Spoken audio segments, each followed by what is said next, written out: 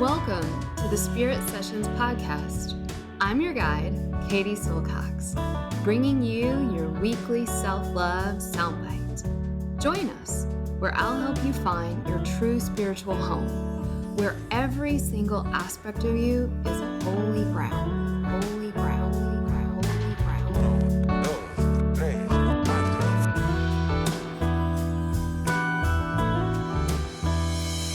This is a Spirit Session podcast with Katie Silcox. Venga chicos, empezamos. 5, 4, 3, 2, 1, 0. All engine running. Liftoff. We have a liftoff. Hi everyone, Katie here. This podcast is intended to inspire you, educate you, and most importantly, support you on your journey towards knowing who you really are, that inner self, that inner teacher. I am not a psychologist or a medical doctor and do not offer professional health or medical advice on this podcast. If you are suffering from any kind of psychological or medical issue, please do the right thing and seek help from your qualified health professional. Hey there, listener. It's me, your girl, Katie Silcox, coming to you on a beautiful rainy afternoon in Virginia, summer. It is the summer solstice officially today. And I, was thinking about what podcast I wanted to put out for you all this month. It's been a while since I've done a solo podcast. We've had a lot of great guests and I'll be honest, things are busy over here with us. We have a new book, as you know, maybe you know, coming out. And when I say we, I mean me and like all the army of angels that helped me write this book, both angels in the flesh and angels on the spiritual level, practices for awakening your inner light and loving yourself as you are, broken, beautiful, and sacred. The book is called Glowworthy. And so, I hope you'll get it, but this is not an advertisement for the book. This is just me coming to you to say, if you're out there and you're struggling, I want you to know that you're not alone. And sometimes I think just hearing that from people that you may follow on Instagram or admire or see as leaders or see as people who are putting something out there, it's really important to remember that every single human being on the planet right now experiences suffering. And I know for me, one of the ways in which I duplicate my suffering, one of the many ways that we all make our suffering worse, is that we think that we are special in it. And there's a really great Tom Petty song, and it's like, you don't know how it feels to be me. And I just love that line, because how many of us know the feeling of being so deep inside the downward spiral of our, tiny self that feels like we are so, pity-worthy instead of glow-worthy. And obviously it's not to take away from the fact that many of us been through really tough shit, but the great delusion is that we're the only one. And that when we actually just pause and we do the most simple practice. This is something we did yesterday in level 2 in Shakti School. We talked about the deeper layers of Agni, which is sacred fire, which we can think about as metabolism in our belly, so our capacity to digest food. But with Ayurveda, we operate on every single level simultaneously. So what can be said of the micro can be said of the macro. What can be said of the gross world can be said of the subtle world. And so our ability to digest food mirrors our ability to digest our inner experiences and our outer life. And so we were speaking of this deep and subtle capacity, and I was laughing, and I think some of the students as well, about that feeling that we are repeating something over again. And if we are not extracting the life lesson from our experiences, if we aren't burning our karma, in other words, if we aren't getting the lesson, then it's okay, and we don't have to feel bad about it, but we will get to repeat it. And so one of the other ways that we multiply our suffering is that we become really solidified in who we think we are and our particular defense mechanisms.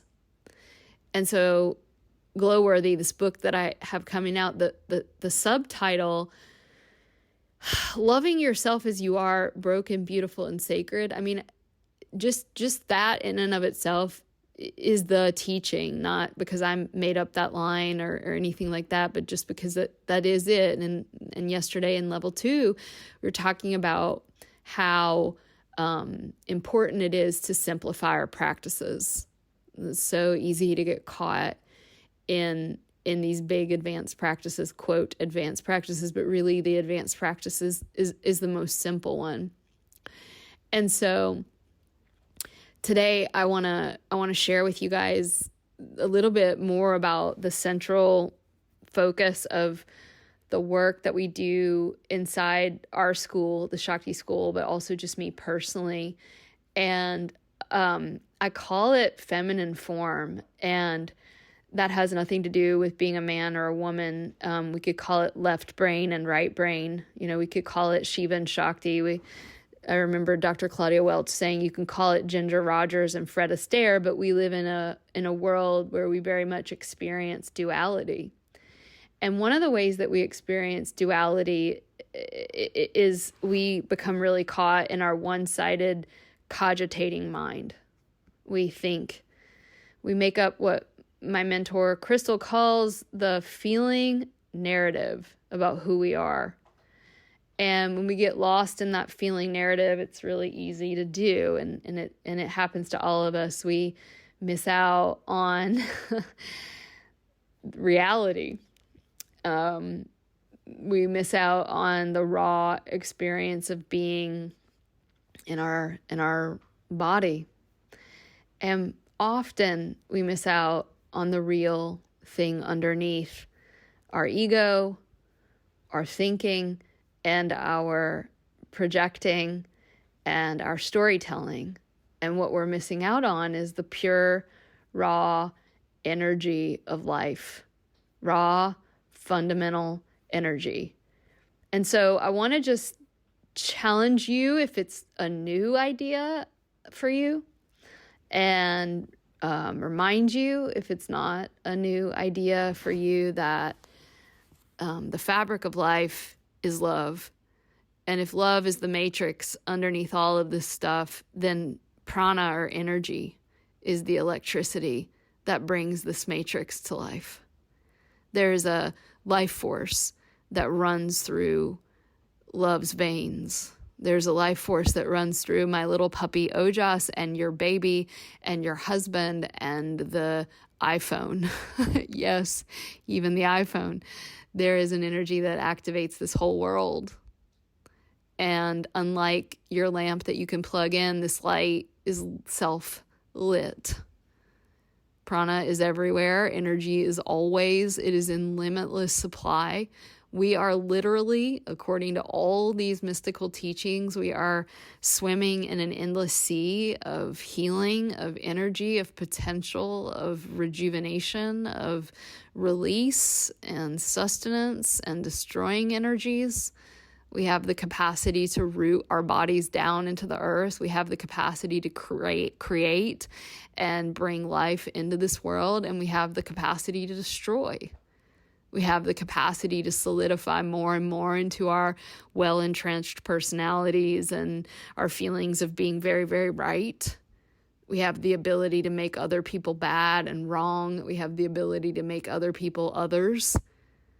And we also have the ability to break those barriers down and to see clearly that connectivity and interconnection and belonging that all of us share.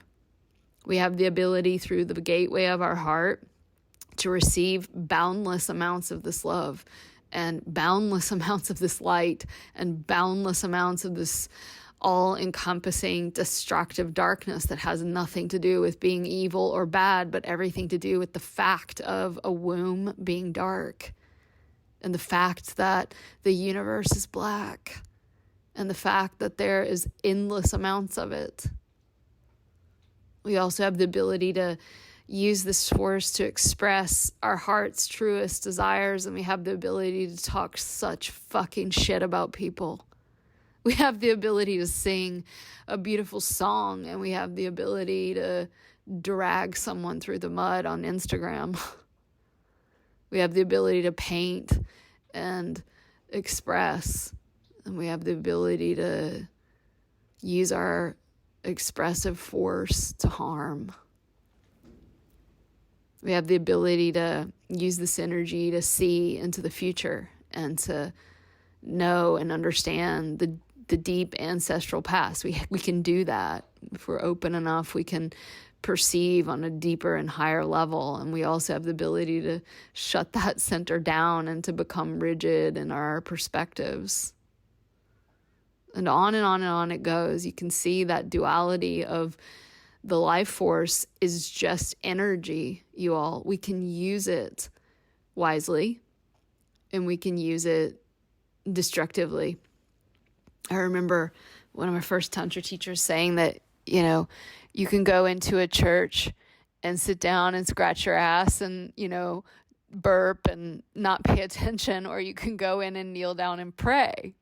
It's the same with energy, So energy, it's not something that I don't think any of us that are listening out there, unless you had a very lucky and unique childhood, none of us grew up learning that we were energetic beings. We learned that we had a body, and in school many of us had gym class, and I remember the sit and reach and jump rope for heart. And I remember Miss Murphy, if you're out there, I love you to death, but wearing those polyester gym shorts. And I remember Miss Murphy, we would be like, "Oh, Miss Murphy, we have our period. Can we rest?" And every time she would say, "Well, sometimes working out can help with that." Shout out to Miss Murphy. That is a huge digression, but not really, because we're taught, right? You might be laughing in your car right now because you went to gym class and you also had those gym shorts on, and maybe you had your name written on them, right? And we know that because we shared that. And we will all know the feeling of taking a test, the SATs. Did you get an A on your exam? Did you get an F? We were all schooled so rigidly in this valuation of the intellect, which is a wonderful capacity. Nothing wrong with that. I'm a big fan of smarty pants and like being one, and I enjoy using my intellect and my cogitating mind, and I enjoy it very, very much. But our culture celebrates it. And the smarter you are, the more you're probably going to get paid, and we all know it, right? Of course, if you put forth the effort. Now, what we didn't learn, unless you were, maybe from a culture where it was really valued, but even in cultures that still work with energy, it's a fading, dying art. But let's say most of us did not grow up learning that we had an energy body. We didn't grow up learning how to ground our energy into the earth. We didn't learn how to open our heart and into the vast horizontal ocean.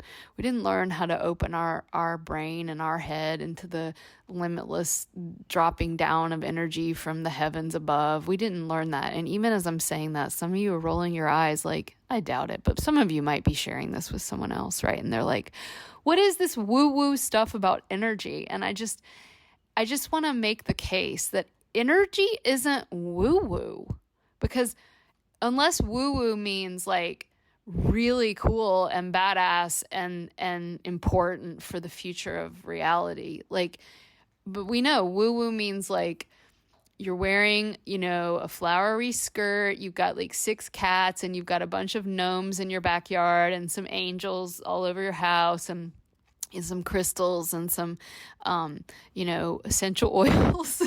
And I'm laughing because I'm like, oh, wait, that's definitely me, especially when I'm an older lady. There's nothing wrong with that. But I think when people hear energy, they think that it's just this new age bullshit, and nothing can be further from the truth. We can now measure energy. We can now see energy with technology. things are only woo-woo until we can show how they work. Everything is woo-woo until science suddenly goes, oh, hey, we see it now. Our tools are now advanced enough to perceive this. And like, yay, cool for science, but let's not wait on that. I personally am not interested in waiting on science to do some sort of qualitative or quantitative study on things before I begin to open myself to the reality of them. And so there are different ways of knowing, and the yogic tradition speaks of these different ways of knowing, and one of them is science and this externalized perception of things according to our very, very, very limited five senses and technology. And then there's other ways of knowing, and one of the most important ways of knowing, and I think especially in the time that you and I are living in, is direct experiential knowledge through the gateway of the only scientific instrument that really you need, and that is your own body, your own heart, and your own mind. Why that is so important for us right here and right now is that we are living in a time when, artificial intelligence is sort of the buzzword of the day, and social media invites us to live in a series of selfies, taking pictures of selfies, and we are more and more living in this non-reality of zeros and ones where the disembodiment of our culture is proving to bring about beings who have less and less capacity for empathy, for love, for one another, for respect, for connection. And I think that we have come into a little bit of a cultural shift where we're ready to say, okay, this isn't working and it's not enough. And so what is energy and how do you work with it? Well, far be it from me I've done my best, but as you can see, it's hard to define energy. It's like trying to define love, but in my book, there's a whole chapter on love, and there's a whole chapter on presence, and there's a whole chapter on energy. And I do my best, so, I try. But really, it may be a futile effort because it's so personal and it's so individual. But I want you to take your hand right now, put it on your thigh, and give it a squeeze. And you can feel, okay, that's my physical body. And now take a moment, close your eyes if you can. Don't do it if you're driving. Take a breath in. Take a breath out and notice that if we just sit here together in silence, you're gonna start to think. And most likely the thoughts go towards the future and the way that it's uncertain and scary. Or your thoughts go towards the future and there's hope and there's desire and craving. Or your thoughts go back to the past and there's regret, nostalgia. Can you feel that? Can you feel that you've got a body and you most often notice your body when it hurts, when it's sick? And you notice your thoughts.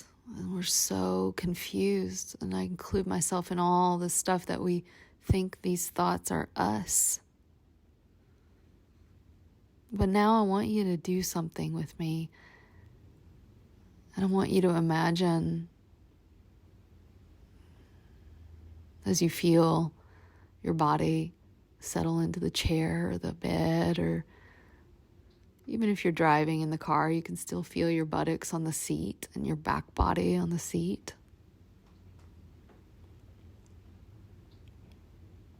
And I want you to just use this sacred principle of how do I know when I'm not just in my physical and I'm not just in my mental, but I'm now in my energy. And the way we can do that is this formula is that our energy goes towards whatever we pay attention to with reverence, with tenderness, with warmth, with love. So bring your attention to the back of your body, the back of your head, back of your shoulders, buttocks down through the backs of the legs into the heels.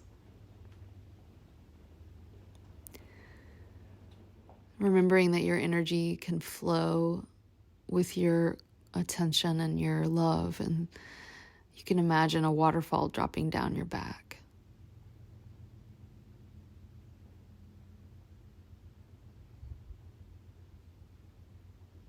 And the more you just kind of let the mind open and let the mind rest, and thoughts will come, but you are not getting drawn into them or identified with them. And you'll feel perhaps something change. And for everybody it's different, right? But we can just kind of feel like the heart field starts to open. The constriction of all the channels in our body start to soften. And our chakras start to open and start to feel there's a lot more room. And when there's room in your energy body, there's possibilities. And when there's possibility, we get more choice. So that's one of the practices we do in the book, dropping our energy down into the earth, and that really helps ground us. And you can do this anytime. You can tap into this good news that you aren't just your mind, thank God. And when I say mind, I mean the thinking mind, because the real nature of the mind is that it's a vast open blue sky. The real nature of our mind is peace. The real nature of our mind is a full moon. It only seems like it's changing, but the moon is just the moon. So it's been about 22 years since I first started studying yoga and tantra and energy work and Ayurveda and all this stuff. And I met a teacher. She's been on our show, on our podcast, Cristal, and really learned so much from her and continue to learn from her. And she has this to say about energy. Right now, at this very moment, you have everything you need within you. Nothing is missing and nothing is amiss in you. Everything you need to awaken and discover the potential which is inherent and native to you is right here in you now, waiting to be uncovered.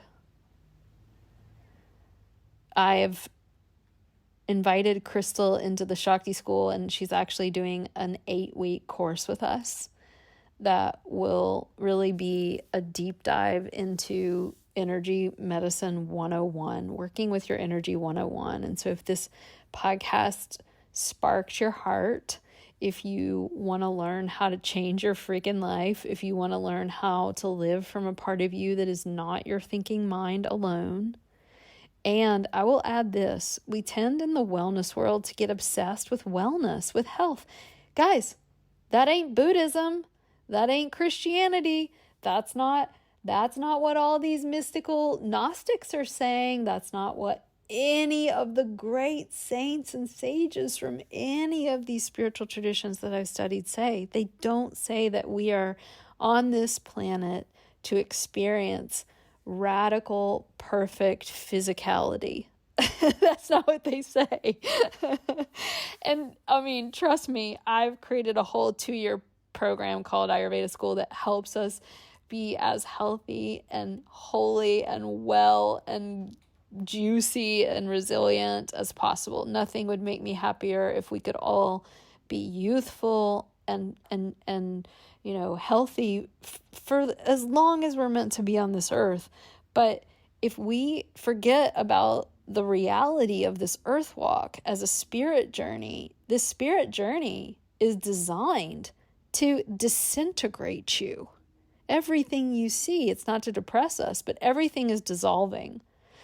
And so I invited Cristal into the Shakti School to do this course because this course is teaching us how to die well, right? Teaching us how to live well will teach us how to die well. So the purpose of this course will help us experience energy directly and develop a real personal relationship with energy. My puppy's in the background connecting with her barking energy. And another thing I want to say about energy, working with energy directly, what it does is it gives us a here's the word I want to use, an intimacy. Another word for energy, if you're from the Christian tradition, is Holy Spirit, the feminine, the Shekinah, the life force. And you get it directly. Okay, baby puppy is up here. She is feeling the energy. She's not supposed to be up here, but she said, I want to be. And it's really empowering to have that inner guide and that inner teacher. And then the other piece is that really what I've learned the most from working with energy and specifically from working with Cristal is that the thing that I am the most afraid of feeling, the energy, the emotion, the raw sensation that I am so invested in not feeling and not experiencing. And how do we jump off of that spot? We jump off of it through our thinking mind, or we jump off of it through our endless doing. We jump off of it from our, through our addictions and all of that. But the thing that I'm most avoiding feeling, that I don't like about myself, is the very thing that is sitting on top of this endless reservoir of love, of energy, of brilliance, of life force, of flow, right? Of light, of liquid electricity that warms and melts hearts, mine included.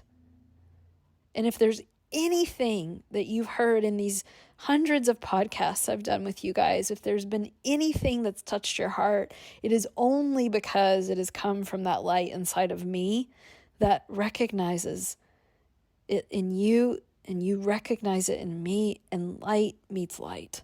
That's really what working with energy does. It brings us into the recognition that without rejecting anything or trying to make yourself into something other than what you already are, you begin to do what my beloved mentor says, to be able to distill the brilliance from your struggles and to liberate this natural brilliance and experience it directly. And that's really what I'm committed to and what I long for and what I love sharing. And so we've invited Cristal in. This is coming up. And so I just wanted to do a short podcast on energy. You can actually learn your own unique energy language.